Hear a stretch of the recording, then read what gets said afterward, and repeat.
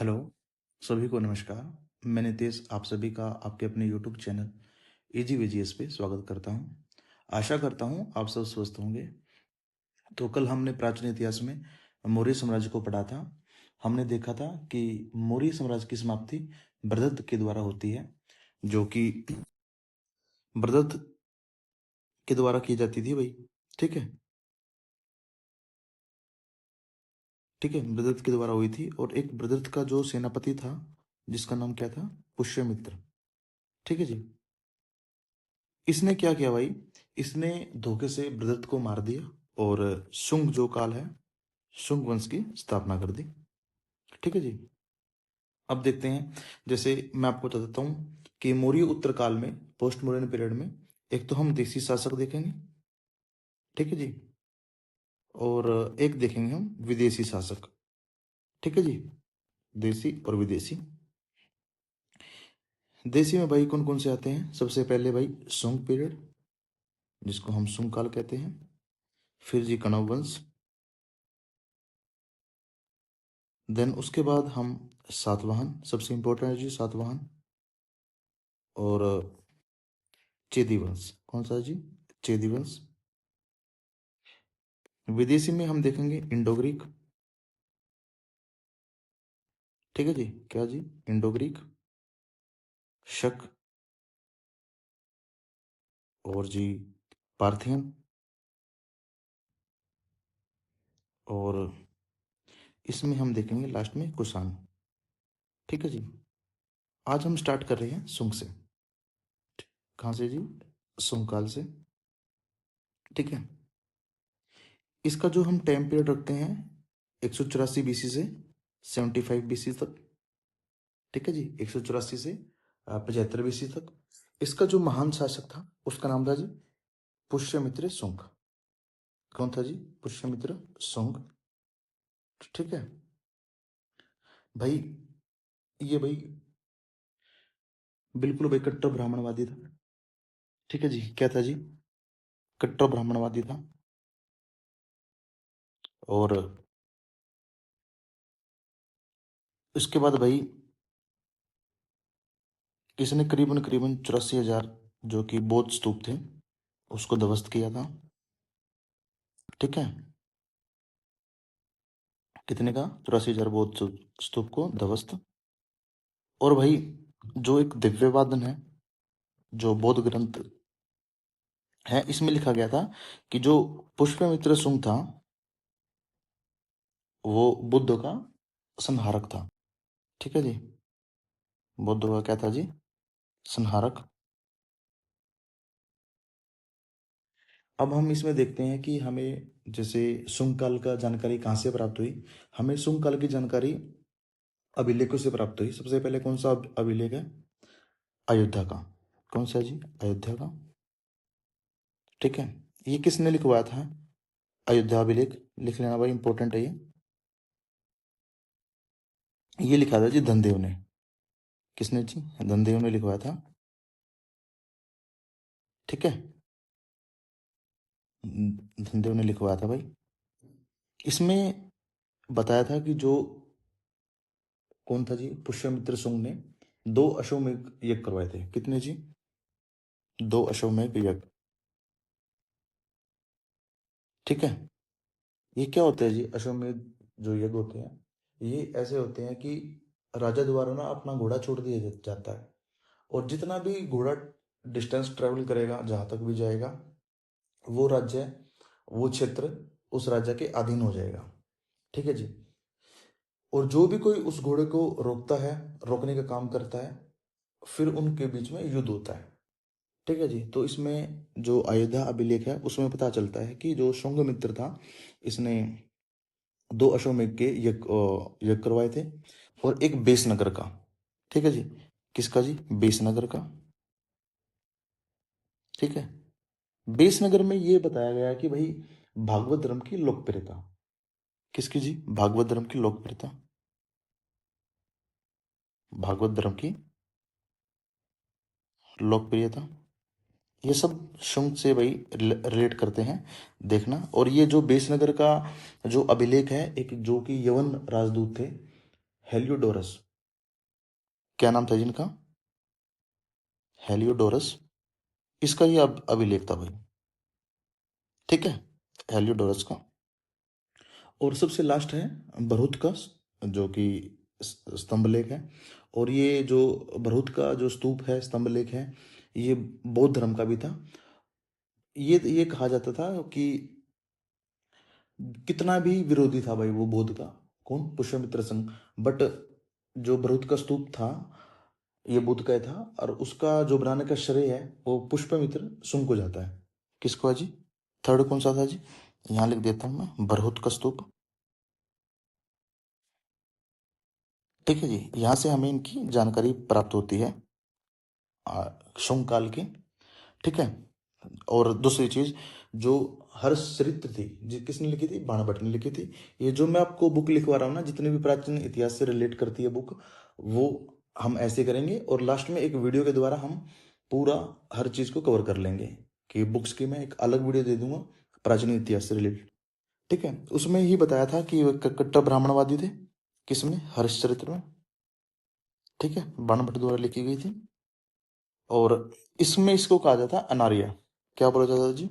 अनार्य। ठीक है, तो ये हमने कर लिए थे कि उसके बाद कण्व वंश आएगा, सातवाहन, चेदी। चेदी को महामेघवाहन वंश भी बोलते हैं, क्योंकि जो चेदी वंश की स्थापना थी महामेघवाहन वंश ने ही की थी, जो कि एक राजा थे। और खारवेल, आपको पता हो, जैसे हाथी गुम्फा, जो वो गुफा है, हाथी गुम्फा की गुफा, तो वो किसने? खारवेल ने करवाई थी। ठीक है जी। तो हमें चेदी वंश, सातवाहन, कणव और शुंग, ये हम रखेंगे देसी शासक में। विदेशी में इंडो ग्रीक, शक, पार्थियन, कुषाण। यहाँ पे ना मतलब हम सब, मैं भी यहाँ पे पजल हुआ हूँ इन सबको याद करने में। ठीक है, तो हम ऐसे याद करेंगे, एक बार देसी शासक और फिर विदेशी शासक। ठीक है। देन उसके बाद भाई हम शुंग काल की विजय देख लेते हैं, कहाँ कहाँ उन्होंने विजय की। सबसे पहले है जी बरार या विदर्भ की विजय। ठीक है जी, कौन सी जी? विदर्भ विजय। ठीक है, इसको हम बोलते हैं बरार। क्या हुआ? यहाँ का जो एक शासक था उसका नाम था यक्षसेन। क्या नाम था जी? यक्षसेन। यक्षसेन जो कि किसका था? मौर्य शासक था जी। ठीक है, जब इसने देखा कि जो मगध है, मगध अशोक के बाद ना मतलब थोड़ा सा ना पावरफुल कम रह गया था। किसके बाद? अशोक के बाद। तो इसने देखा कि मगध अब इतना ज्यादा पावरफुल नहीं है, शक्तिशाली नहीं है, तो इसने अपने आप को इंडिपेंडेंट घोषित कर दिया था, स्वतंत्र कर दिया था। क्या कर दिया था जी ने? स्वतंत्र घोषित कर दिया था अपने आप को। तो जो भाई यक्षसेन बताया गया कि जो शुंग है ना उसका एक शत्रु बताया गया। ठीक है, तो इसलिए ना जो कि पुष्यमित्र शुंग था, उसके जो पुत्र थे उनका नाम क्या था? अग्निमित्र। क्या नाम था जी? अग्निमित्र। किसका जी? इसके पिता का नाम क्या था जी? पुष्यमित्र शुंग। ठीक है, पिता का नाम क्या था जी? पुष्यमित्र शुंग। ठीक है, ये अग्निमित्र वहां पे जाता है, कहाँ पे? बरार में। और किसको पराजित कर देता है? यक्षसेन को पराजित कर देता है। ठीक है, यक्षसेन को पराजित कर देता है। ठीक है, और दोबारा जो विदर्भ है मगध में मिला लेता है। किस में मिला लेता है जी? मगध में मिला लेता है विदर्भ को। और हमें एक जो मालविका अग्निमित्रम है, कौन सी बुक है जी? मालविका अग्निमित्र। ये लिखी थी, किसने लिखी थी ये मालविका अग्निमित्र? कालिदास ने लिखी थी। ठीक है, इसमें भाई हमें पता चलता है कि एक प्रेम कथा है इसमें, किस किस की? मालविका की और अग्निमित्र की। किसकी जी? मालविका। और जो अग्निमित्र है वो किसका पुत्र था? जो पुष्पमित्र का जो पुत्र था उसका नाम क्या था जी? अग्निमित्र। इनकी दोनों की हमें प्रेम कथा मिलती है। ठीक है जी, अग्निमित्र की और मालविका की। और इसी बुक में हमें जो विदर्भ की विजय है वो भी देखने को मिलती है। किसमें? मालविका अग्निमित्र में। तो हम ऐसे पढ़ेंगे, अच्छे से पढ़ेंगे। ठीक है जी। देन उसके बाद भाई यवन आक्रमण। ठीक है जी, कौन सा जी? यवन। ठीक है, तो क्या होता है कि जो अग्निमित्र का पुत्र होता है, ठीक है, कौन है? वसुमित्र। वसुमित्र भाई घूमते घूमते उसने ना एक अश्वमेध का यज्ञ करवा दिया, और सिंधु नदी के किनारे, ठीक है, सिंधु नदी के किनारे, ठीक है, वहां पे भाई यवनों का शासन था। तो एक यवन ने वहां पे उसे रोक लिया, अशोक को रोक लिया, ठीक है। तो उसके बाद भाई यहाँ पे युद्ध हुआ, ठीक है, अश्वमेध यज्ञ हुआ था भाई, ठीक है, जिसको भाई एक यवन ने रोक लिया था, और फिर यहाँ पे युद्ध हुआ और यवनों की हार हुई, ठीक है। किसकी हार हुई? यवन की हार हुई भाई, ठीक है। ये इसके भाई, हाँ, जो कि जीते गए क्षेत्र थे। और मतलब इस समय फिर मगध इतना ही शक्तिशाली हो गया जिसमें मौर्य काल शक्तिशाली था, ठीक है। और मगध भाई शक्तिशाली इसलिए था क्योंकि वहां पे खदानें, लोहे, तांबे, ठीक है, और एक सुरक्षित दुर्ग, ठीक है, इसके कारण, और उपजाऊ भूमि, मतलब धन की, समृद्धि की वहां पे कमी थी ही नहीं, ठीक है। तो इसलिए हमेशा ही मगध एक सेंटर बनता है, सेंटर ऑफ अट्रैक्शन होता है सभी, जितने भी राजा होते थे वहां का, ठीक है जी। उसके बाद भाई जो शुंग काल का लास्ट अंतिम शासक था, उसका नेम क्या था भाई? देवभूति। क्या नाम था जी? देवभूति। लास्ट रूलर का क्या नाम था जिसका? देवभूति। क्या नाम था जी? देवभूति, ठीक है भाई। देवभूति की हत्या कौन कर देता है? इसका एक मंत्री होता है जिसका नाम वसुदेव होता है। क्या होता है जी? वसुदेव।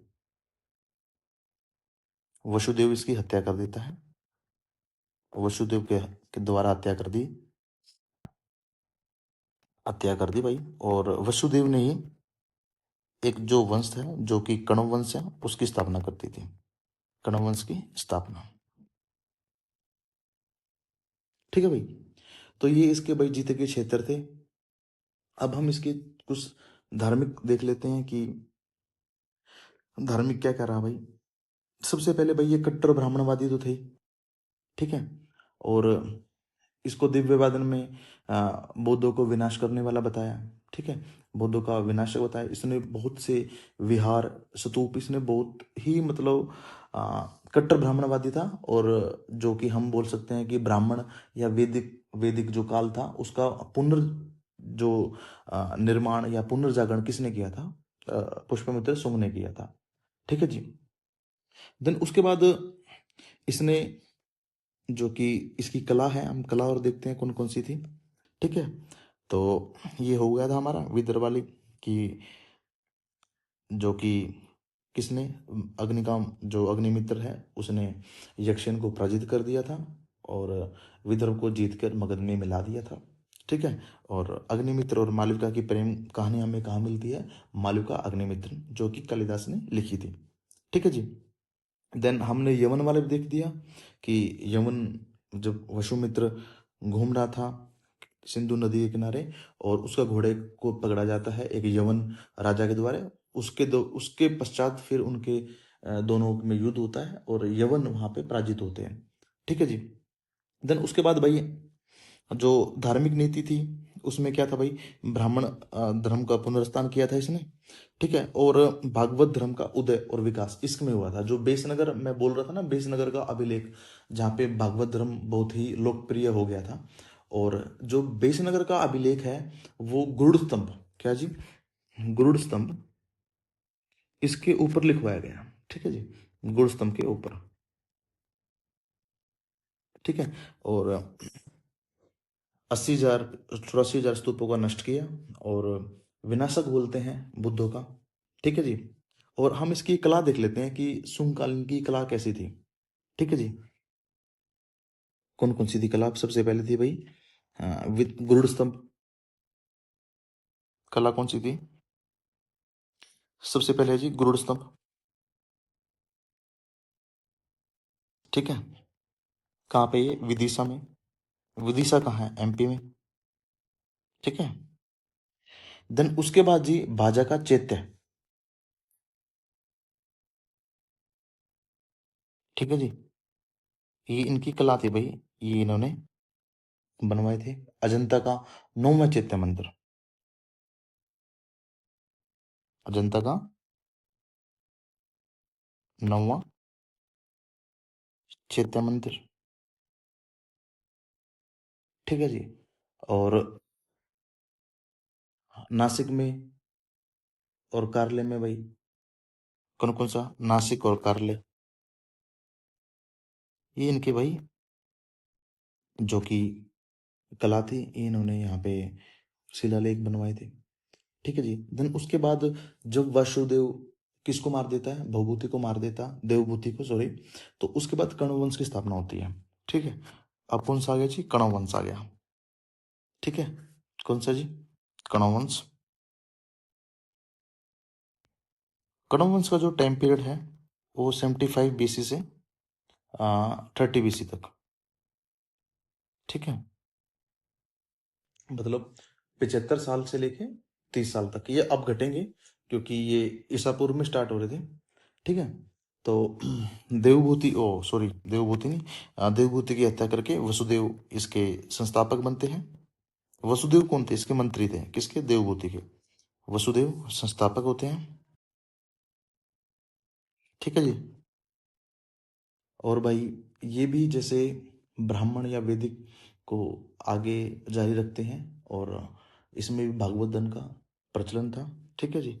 किसका जी, भागवत धर्म का, भागवत धर्म जारी रखते हैं, ठीक है जी। और भाई इसके जो चार शासक होते हैं, सबसे पहले होता है वसुदेव, कौन सा जी, वसुदेव, भूमिमित्र, ठीक है। उसके बाद जी नारायण, कौन सा जी, नारायण। और लास्ट में आता है जी सुशर्मन, क्या आता है जी, सुशर्मन, ठीक है। जो सुशर्मन होता है भाई, सुशर्मन की हत्या कौन कर देता है, सिमुक, कौन कर देता है जी, सिमुक। सिमुक कौन है, जो कि सातवाहन की नींव रखेगा, सातवाहन वंश की नींव रखेगा भाई आगे चल के, ठीक है। तो अब हम सातवाहन देख लेते हैं। देखो कण्व वंश जो कि इसकी स्थापना 75 बीसी में हुई थी, वसुदेव ने की थी, जो कण्व वंश की नींव रखी थी, ठीक है। और ये भी हमें जो बाणभट्ट की हर्षचरित्र है उससे पता चलता है। और वसुदेव भी ब्राह्मण वंश का था, और ये जो कि जो भागवत धर्म है इसको इसने जारी रखा था, ठीक है। तो वसुदेव, भूमिमित्र, नारायण, सुश्रमण, इसके चार शासक ही रहे थे। और सुश्रमण की हत्या सिमुक ने की थी, और सिमुक ने फिर आगे चलकर सातवाहन की स्थापना कर दी थी, ठीक है। तो अब हम सातवाहन देख लेते हैं। सातवाहन का जो टाइम पीरियड है, ठीक है, सातवाहन का टाइम पीरियड है भाई 30 बीसी से लेके 250 बीसी तक, सॉरी एडी तक, बीसी तक नहीं, एडी तक, ठीक है। इनका करीबन करीबन 280 साल चलता है भाई, जो कि शासन है, ठीक है। और भाई जो सातवाहन की राजधानी थी वो पैठन थी या प्रतिष्ठान, ठीक है। इनका जो क्षेत्र था, कौन कौन सा क्षेत्र था भाई, ये तो हो गया महाराष्ट्र, ठीक है, महाराष्ट्र, कर्नाटक और आंध्र प्रदेश, ठीक है। कौन कौन सा, महाराष्ट्र, कर्नाटक और आंध्र, ये यहाँ पे इनका वर्चस्व था, 3 जगह पे, ठीक है जी। और जो इनकी लैंग्वेज थी, भाषा कौन सी थी भाई, भाषा थी प्राकृत। और लिपि कौन सी थी, लिपि थी ब्राह्मी, ठीक है। जैसे अपनी भाषा तो हिंदी है, और लिपि कौन सी है, देवनागरी। और इसके भाई हमें पता कहाँ से चलता है, जानकारी कहाँ से हमें मिलती है, सबसे पहले है, हाँ, एक अभिलेख है नाणेघाट अभिलेख। कौन सा जी? नानाघाट अभिलेख। ठीक है, जो कि किसका है? रानी नागनिका का। किसका जी? रानी नागनिका का। ठीक है जी। देन उसके बाद है जी गौतमी पुत्र शतकर्णी का, नासिक का गुहालेख। ठीक है, नासिक गुहालेख।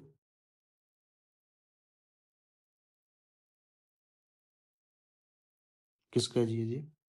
गौतमी पुत्र शतकर्णी का।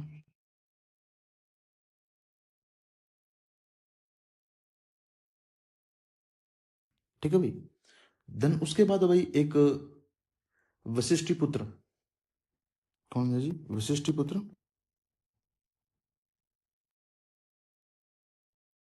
पुलोमी का। इसका भी भाई नासिक ही गुहालेख है। यहां से हमें पता चलता है सातवाहन का। ठीक है।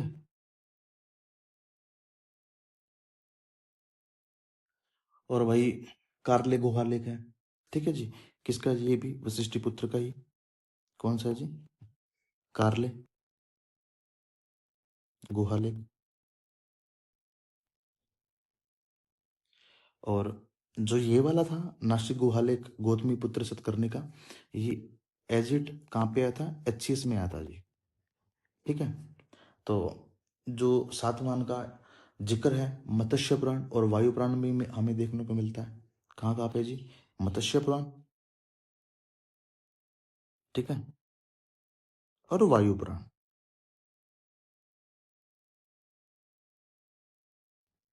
इन दोनों में हमें देखने को मिलता है। देन अब हम सबसे पहले जो कि हमारे शासक थे, जो कि आप देख लेना कि सिमुक ने कौरवों को सुदर्शन की हत्या करके सातवाहन की नींव डाली थी। ठीक है जी। तो राजधानी कौन सी थी? महाराष्ट्र में जो प्रतिष्ठान पैठण है वहाँ पे। और जो कि यहाँ पे कौन कौन से थे? रानी नागनिका का नाणेघाट अभिलेख, गौतमी शतकर्णी के नासिक के दो गुहालेख। ठीक है, गौतमी बलश्री का नासिक गुहालेख, वशिष्ठिपुत्र का नासिक गुहालेख। ठीक है जी, वशिष्ठिपुत्र का कार्ले गुहालेख। और यज्ञ शतकर्णी का जो कि लास्ट रूलर थे सातवाहन के, उसका नासिक अभिलेख। ठीक है, जो कि मैंने यहाँ पे चार लिखवा दिए। कौन कौन से आप देख लेना, नानेघाट वाला, नासिक वाला। ठीक है, और जितने भी नासिक का है वो इंपॉर्टेंट हो जाता है इसके साथ मान करके। ठीक है जी, एक बार आप देख लेना ये वाला। ठीक है। देन उसके बाद सबसे प्रथम यहाँ का जो शासक था उसका नाम था सतकर्णी प्रथम। क्या नाम था जी? शतकर्णी प्रथम। ठीक है। अब यहाँ से उपाधि स्टार्ट हो जाएंगी, कौन सा राजा कौन सी उपाधि लेता था। ठीक है जी। इसका जो हमें जानकारी है कहाँ से मिले है जी? नानाघाट अभिलेख से। ठीक है, अभिलेख से जानकारी मिली है। ठीक है। देन उसके बाद भाई इसने भाई दो अश्वमेध यज्ञ करवाए थे। ठीक है, और एक राजसूय यज्ञ करवाया था। इतना इंपॉर्टेंट नहीं है। इसकी जो उपाधि है, उपाधि कौन कौन सी है? सबसे पहले जी दक्षिणापथ पति। कौन सी है जी? दक्षिणा पथपति। और एक उपाधि है जी इसकी अप्रति, क्या जी? अप्रतिहत चक्र। ठीक है, कौन सी है जी? अप्रतिहत चक्र। और इसने जो गोल मुद्रा स्टार्ट करवाई थी, कौन सी है जी? गोल मुद्रा। देन उसके बाद तो भाई हमें इसी जो नानाघाट अभिलेख से जानकारी मिलती है कि जो इसके पुत्र थे, दो पुत्र हुए, एक वेदश्री और एक शक्तिश्री। ठीक है, इसके कौन से दो पुत्र हुए हैं? एक तो वेदश्री, दूसरा है भाई शक्तिश्री। ठीक है, ये दोनों आवश्यक थे भाई। ठीक है, क्या थे? आवश्यक थे। और ये दोनों ही मतलब नहीं चला सकते थे राज्य को। जो इनकी माता का नाम था वो था जी नैनिका। ठीक है, माता का क्या नाम था जिनका? नैनिका। ये इनकी संरक्षिका बनी थी। और इसी ने भाई राज्य चलाया था। और मैं आपको बता देता हूँ, सतकर्णी प्रथम के बाद भाई इसका जो सातवाहन का काल है वो अंधेरे में चले जाता है, और करीबन करीबन सतकर्णी प्रथम के बाद 10 से 20 राजा आते हैं, ठीक है, जो कि शासन चलाते हैं, परंतु वो भी इतने महान या शक्तिशाली राजा नहीं बन पाते हैं, ठीक है। देन उसके बाद एक राजा आता है जिसका नाम है जी गौतमी पुत्र सतकर्णी। क्या नाम है जी? गौतमी पुत्र सतकर्णी। कौन आते हैं जी? गौतमी पुत्र सतकर्णी। ये भाई यहाँ के सबसे महान राजा हुए हैं। इनका जो टाइम था 106 से लेके 130 एडी तक, ठीक है। सबसे महान राजा हुए भाई ये सातवाहन के, ठीक है, सबसे महान राजा। और जो इसने भाई उपाधि है, इसने उपाधि कौन कौन सी ली थी मैं आपको बता देता हूँ। इसने उपाधि कौन कौन सी ली थी। सबसे पहले जी वेणकटक उपाधि कौन सी है जी? लिख लेना ये उपाधि वेणकटक। उसके बाद जी इसने राजा राज, ठीक है जी। कौन सी जी? राजा राज। और एक उपाधि इन्होंने ली थी, कौन सी की जी? आप विंध्य नरेश वाले। कौन सी जी? विंध्य नरेश वाले। क्योंकि इसने पता क्यों ली थी विंध्य नरेश की? इसका जो क्षेत्र है ना वो मालवा से लेके कर्नाटक तक आ गया था। और मालवा कहाँ पे है? एमपी में है, ठीक है। और हमने पढ़ाया था कि वहाँ पे विंध्य जो रेंज है वहाँ पे इसको हम विंध्य प्रदेश भी बोलते थे। तो इसने अपने आप को विंध्य नरेश बोला था, ठीक है। और इसने बोला था कि मैं अद्वितीय ब्राह्मण हूँ, कि मेरे जैसा कोई भी ब्राह्मण नहीं है, ठीक है जी। क्या बोला था जी? कि मैं भाई अद्वितीय ब्राह्मण हूँ। एक जो नासिक प्रशस्ति थी, जैसे प्राग प्रशस्ति थी जो कि हरिशेन ने लिखी थी, किसके बारे में लिखी थी? वो समुद्रगुप्त के बारे में लिखी थी। जब हम गुप्त साम्राज्य पढ़ेंगे तब देखेंगे। जो नासिक प्रशस्ति थी उसमें लिखा गया था कि जो शक्ति भाई राम के पास है, अर्जुन के पास है, भीम के पास है, मतलब उसने ये बोला था कि उनके तुल्य मेरी शक्ति है, राम के, केशव के, अर्जुन के। तभी बोला ना कि मैं अद्वितीय ब्राह्मण हूँ, ठीक है जी। और इसने ही एक शक शासक था नहपान। क्या था जी? जो नहपान शक शासक था ना उसको भाई पराजित किया था, ठीक है, ठीक है। नहपान को इसने पराजित किया था। और भाई उसके बाद भाई इसका जो अगला देख लो एक बार। सतकर्णी प्रथम सबसे यशस्वी शासक था। जानकारी हमें रानी नागनिका नानेघाट अभिलेख से पता चलती है, ठीक है जी। जो दक्षिणापथ थी और प्रतिहत चक्र इसने उपाधि ली थी सतकर्णी प्रथम ने, ठीक है। और जो गौतमी पुत्र सतकर्णी था सबसे महान शासक हुआ था। इसके पिता का नाम शिव शिव स्वास्थी था। और इसका भी जो अभिलेख है नासिक वाला है गौतमी बलसरी का। एक ब्राह्मण माना गया था, अद्वितीय बताया गया था भाई कि मैं अद्वितीय ब्राह्मण हूँ। इसने जो उपाधि है राजा राज, विंध्य नरेश और वेणकटक की इसने उपाधि ली थी। और इसने जो भिक्षु, जो कि बौद्ध भिक्षु थे, उन्हें 2 गांव दिए थे, ठीक है। कौन कौन से? एक तो भाई एक गांव दिया था इसने अजकली के। कौन सा जी? अजकली के। और एक कर्जक। इतना इंपॉर्टेंट नहीं है बट देख लेना, ठीक है। एक अजकलिक है और एक करचक, जिसका साम्राज्य था मालवा से लेकर दक्षिण तक था, ठीक है। और शक शासक नहपान को इसने हराया था, ठीक है जी। देन उसके बाद वशिष्ठी पुत्र पुलुमावी, जो कि 130 से 154 एडी तक रहते हैं, ठीक है। 130 से 154 एडी तक रहते हैं। और इसने भाई आंध्र पर विजय प्राप्त कर आंध्र सम्राट कहा था, ठीक है, कि मैं आंध्र का सम्राट हूं, इंपॉर्टेंट है। और इसने ही जो कि राजधानी है कहाँ बनाई थी? पैठन और प्रतिष्ठान में। किसने बनाई थी? वशिष्ठिपुत्र ने। हाँ, सबसे इंपॉर्टेंट ये है कि इसने जो एक शक शासक था रुद्र दामन, जिसका जूनागढ़ अभिलेख था, उसमें ही पता चला था कि हमें सुदर्शन झील का निर्माण किसने करवाया है, चंद्रगुप्त मौर्य ने। और इसका जो पुनर्निर्माण है बहुत से राजाओं ने करवाया था। सबसे पहले ये जो रुद्रदामन, इसने भी करवाया था, और एक चक्रपालित था, उसने भी करवाया था। ठीक है जी। जब रुद्रदामन ने पुनर्निर्माण करवाया था, उस समय कौन था वहां का, जो सौराष्ट्र का राज्यपाल कौन था, सुविशाख था। ठीक है जी। और इसने अपने कुछ सिक्कों पर जहाजों का चित्र बनवाया था। ठीक है, जो समुद्री जहाज है उसका चित्र बनवाया था। और इसी से हमें पता चलता है कि वहां पे मतलब नौशक्ति का हमें प्रमाण मिला है, कि जैसे नेवी का हमें प्रमाण मिला है कि यहाँ पे नेवी भी जैसी भी कुछ चीज थी। ठीक है जी। देन उसके बाद भाई सबसे लास्ट इनका जो रूलर आता है वो है जी यज्ञ श्री शतकर्णी। ठीक है जी, जिसका जो टाइम पीरियड है 165 से 194 एडी तक रखा गया है। ठीक है जी। इसने भाई, अब इनका भिड़ंत ना शक्कों से ज्यादा रहेगा। जैसे किसका था, आ, गौतमी पुत्र सतकर्णी जिसने नहपान हराया था, वशिष्ठी ने ये रुद्रदामन हरा दिया।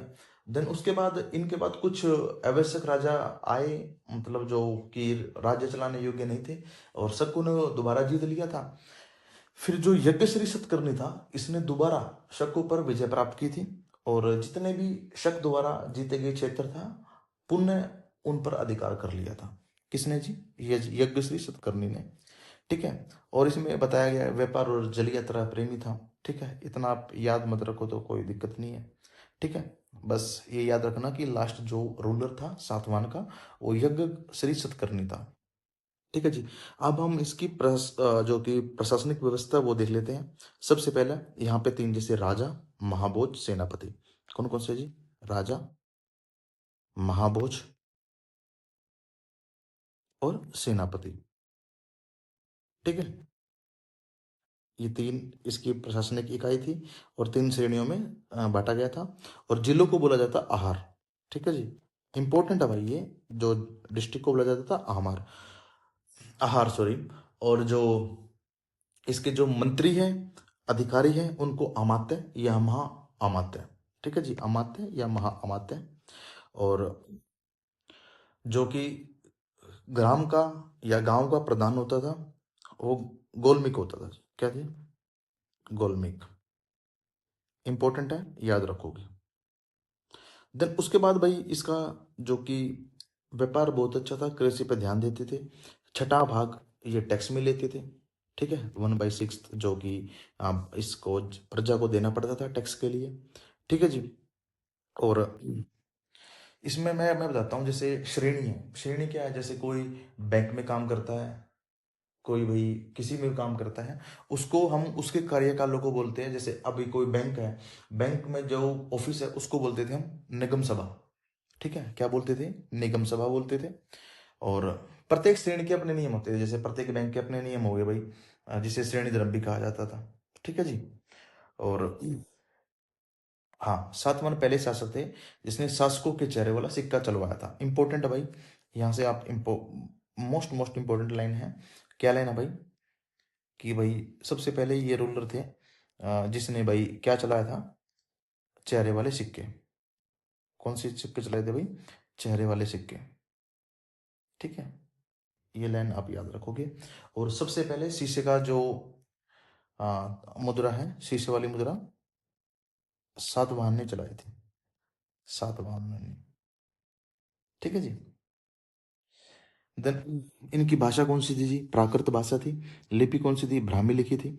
और सबसे इंपॉर्टेंट ये है, अब ये देखना, सबसे पहले भाई एक हाल की है, जो कि एक हाल कवि थे इनके दरबार में, इसने लिखी थी गथा। क्या जी, गाथा सप्तशती। क्या लिखी थी जी, गाथा सप्तशती। और ये बोला जाता है कि जो गाथा सप्तशती है वो कामसूत्र का विपरीत ग्रंथ है। ठीक है, लिख लेना, इंपॉर्टेंट है ये, कामसूत्र का विपरीत ग्रंथ। ठीक है जी। उसके बाद यहाँ पे और भी कवि रही हैं, जिसने जैसे ब्रह्म कथा, ब्रह्म कथा किसने लिखी थी? गुणाढ्य ने। लिख लेना भाई ये, जैसे कौन सी जी? ब्रह्म कथा किसने लिखी थी? गुणाढ्य ने लिखी थी। ठीक है। और कांत्रक किसने लिखी थी? कौन सी जी? कातंत्र, सॉरी कांत्र, कौन सी थी जी? कातंत्र, ये लिखी थी जी अब सर्ववर्मन ने। किसने जी? सर्ववर्मन ने। इंपॉर्टेंट है। ठीक है। कातंत्र किसने लिखी थी? सर्ववर्मन ने। वृत्त कथा किसने लिखी थी? गुणाढ्य ने। ये इसके यहाँ पे दरबारी कवि थे। ठीक है। और इम्पोर्टेंट ये है कि ये मतलब बहुत ज़्यादा सेकुलर थे। ठीक है। बौद्ध धर्म को भी इतना ही सपोर्ट करते थे, भागवत को भी इतना सपोर्ट करते थे, मतलब ये धर्म के मामले में सेकुलर थे। ठीक है जी। और इसमें बाजा, कोंडाणे, पीतलखोरा, अजंता, बेडसा, नासिक, कारले, बहुत सी बौद्ध गुफाएं इन्होंने बनवाई भी थी। ठीक है जी। देन इसके बाद भाई यहाँ का हम सामाजिक संगठन देख लेते हैं। सामाजिक संगठन भाई, यहाँ के लोग ब्राह्मण थे। ठीक है जी। और जैसे 4 वर्ण थे, इन्होंने दोबारा वर्ण व्यवस्था को स्थापित किया था। ठीक है।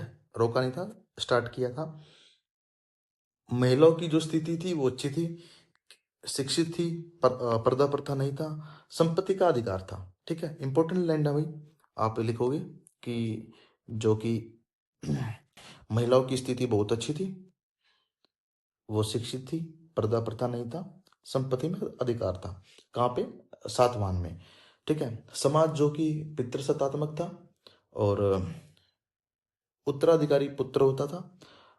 और जैसे आज इंटरकास्ट मैरिज कर सकते हैं ना, वैसे ही अंतरजातीय विवाह भी होता था यहाँ पे। ठीक है जी। अंतरजातीय विवाह भी होता था। इम्पोर्टेंट है, किसी की भी हम जो पढ़ेंगे सामाजिक संगठन हम जरूर पढ़ेंगे, सामाजिक और आर्थिक, ये इम्पोर्टेंट है, यहीं से क्वेश्चन आप उठने लगे हैं। ठीक है जी। और सब भगवान को मानते थे, शिव को मानते थे, कृष्ण को, पशुपति को, इनकी पूजा करते थे, सेकुलर थे। बताया था जैसे सभी धर्मों के प्रति मतलब प्यार जताते थे। ठीक है जी।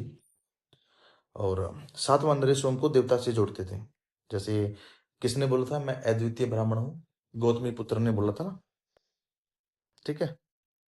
तो अब जो आगे वंश है उसका नाम है जी चेदी वंश। क्या नाम है जी?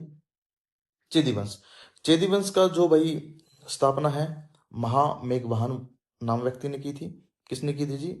महामेघवाहन व्यक्ति ने की थी। और यहाँ के जो इंपॉर्टेंट राजा थे वो थे खारवल। कौन थे जी? खारवेल। ठीक है। खारवेल ने उपाधि कौन कौन सी ली थी भाई? राजश्री, लेमराज, ठीक है जी, ठीक है, और वृद्धराज, धर्मराज, और महाविजय राज। कौन सी जी? महाविजय राज। ये इन्होंने उपाधि ली थी। ठीक है। और मैंने आपको बताया ना जैसे धनानंद को हराने के लिए जो कि जैन धर्म थे उन्होंने सपोर्ट किया था, क्योंकि नंद वंश का मतलब ये था कि उनके मत ही रहते थे इनके साथ, जैन धर्म के साथ। तो जो ऋषभ देव जिसको हम आदिनाथ भी बोलते हैं, उनकी मूर्ति ले ले गए थे वो। ठीक है। मगध में। तो जो कि खारवेल का जो महानतम शासक था, वो नंद वंश से वापस ले आया था उस ऋषभ देव की मूर्ति को। तो इसलिए इम्पोर्टेंट हो जाता है। और सबसे इम्पोर्टेंट है कि सतकर्णी प्रथम जिसे हम क्या बोलते थे, इसने दक्षिणापति की उपाधि ली थी, अप्रतिहत चक्र की इन्होंने उपाधि ली थी, उनको हराया था सतकर्णी प्रथम को। ठीक है। तो ये इंपॉर्टेंट हो जाता है, किसने? खारवेल ने। ठीक है जी। देन उसके बाद भाई हाथी गुम्फा सबसे इंपॉर्टेंट है, कुछ भी भूल जाओ ये मत बोलना भाई। ठीक है। ये कहाँ पे है? उड़ीसा में, भुवनेश्वर में, जो कि उड़ीसा की राजधानी है भुवनेश्वर। और उदयगिरी गुफाओं में है। ठीक है जी। उदयगिरी और खंडागिरी, आप ये याद रखोगे। और ये जैन धर्म के लिए भाई, जैन भिक्षु का निवास स्थान बताया गया है ये भाई। और यहाँ पे भाई सबसे इम्पोर्टेंट ये है कि इसमें खारवेल की विजय का वर्णन बताया, किसको हराया था, शतकर्णी प्रथम को हराया था। और भाई उदयगिरी और खंडगिरी गुफाएं जैन भिक्षुओं के लिए निवास स्थान बनाई गई थी। ठीक है जी। और यहाँ पे जो जैन नमोकार मंत्र है उसका उच्चारण हुआ था, यहाँ से आरंभ होता है। क्या जी? जैन, सॉरी भाई, क्या जी? जैन नमोकार मंत्र यहीं से आरंभ हुआ था। कहाँ से? हाथी गुम्फा अभिलेख से। ठीक है। भाषा कौन सी थी? प्राकृत थी। और लिपि कौन सी थी? ब्राह्मी लिपि थी। ठीक है जी। ये इंपॉर्टेंट हो जाती है भाई, बस इसको मत बोलना। और उदयगिरी में एक रानी गुफा है। क्या है जी? उदयगिरी में, उदयगिरी में रानी गुफा है जो कि 2 मंजिली है। ठीक है। और ये जैन भिक्षुओं के लिए थी। ठीक है। उसके बाद एक अभीरा वंश आता है। कौन सा है जी? अभीरा वंश। इसका याद रखना भाई, अभीरा वंश के जो संस्थापक थे ईश्वर सेन थे। 1 साल तक रहे थे। और आ, इसके अभिलेख से बता शिव भक्ति का उल्लेख करते थे। बस इतना इंपॉर्टेंट नहीं है, बस आप ये रखना कि इसके फाउंडर कौन थे? ईश्वर सेन थे। और नागार्जुन कोंडा से प्राप्त होता है कि वसुसेन अभिलेख से शिव भक्त का उल्लेख हुआ है। ठीक है। उसके बाद यहाँ पे इक्ष्वाकु वंश। ठीक है। हमने पढ़ा था वज्जीवंश में, वज्जीवंश में बहुत से उग्र था, कौरव था, इक्ष्वाकु वंश था। तो देखो ये कहाँ पे? कृष्णा और गुंटूर क्षेत्र जो कि आंध्र प्रदेश में, वहाँ पे शासन करते थे। और सातवाहन के समकालीन थे। और जब सातवाहन का पतन हुआ उसके बाद इन्होंने स्वतंत्र हो गए थे। और जो इसके संस्थापक थे, सबसे इंपॉर्टेंट संस्थापक शांतमूल प्रथम थे। कौन थे जी? शांतमूल प्रथम थे। ठीक है जी। कौन थे जी? सात मूल प्रथम। और ये बौद्ध धर्म के अनुयायी थे। ठीक है जी। और जो इसका उत्तराधिकारी था महारिपुत्र पुरुषदत्त, इसने 20 वर्ष तक शासन किया था। इतना इंपॉर्टेंट नहीं है, बट आप ये जरूर याद रखोगे कि इसके जो संस्थापक थे इक्ष्वाकु के, कौन थे जी? शांतमूल प्रथम। देन उसके बाद है चतुशतकर्णी वंश। ठीक है जी। कौन सा है जी? चतुशतकर्णी वंश। ठीक है। ये बोलते थे कि ये एक उसकी शाखा है। किसकी? सतकर्णी की, जो कि सातवाहन की। और इसने जो कि कहाँ कहाँ पे, महाराष्ट्र पर, कर्नाटक में अपना शासन किया था। हाँ, 3rd सेंचुरी में। ठीक है। तीसरी ईस्वी में इन्होंने वो किया था, शासन किया था। और इसमें भी मतभेद है, कुछ बोलते हैं सातवाहन से और कुछ नागवंश से। तो इतना इंपॉर्टेंट नहीं है, मैंने बस ला दिया है, आप देख लेना। ठीक है। और जो आज का श्लोक है कि जब महाभारत के युद्ध में श्री कृष्ण जी अर्जुन जी को उपदेश दे रहे थे, तो अर्जुन जी ने पूछा कि माधव, कि मनुष्य का पतन कैसे होता है? तो श्री कृष्ण जी ने बताया कि जब कोई व्यक्ति भौतिक सुखों को बार बार विचार करता है कि मैं ये कर लूंगा, मेरे पास ये आ जाएगा, मैं वो कर लूंगा, तो वो मन में बैठ जाता है ना कि हाँ ये करना है, उसके बाद हम यहाँ जाएंगे, वो करेंगे, मजे करेंगे। ठीक है। देन उसके बाद जो संग है, बार बार विचार में आसक्ति बढ़ती है भाई कि हाँ करनी है, करनी है, तीव्रता आती है। और फिर वो मजबूत हो जाती है। ठीक है। और इच्छा और तीव्र हो जाती है भाई, जिसको हम डिजायर बोलते हैं। ठीक है। अगर फिर वो वस्तु प्राप्त नहीं होती तो हमें दुख आता है, क्रोध आता है। तो ये मनुष्य के 4 पतन है भाई।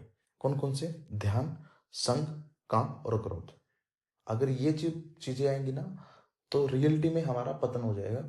जैसे बौद्ध धर्म में बताया गया था कि आप लालच, ईर्ष्या, झूठ, ठीक है जी, क्रोध सब छोड़ो ना, तो आप मनुष्य बहुत अच्छा हो जाता है, कल्याणकारी मनुष्य हो जाता है, दूसरों की सोचने वाला हो जाता है। ठीक है जी। तो ये भगवत गीता जी का आज का उपदेश था जी। और पीडीएफ के लिए आप कहाँ जाओगे? Easy वेजीएस official,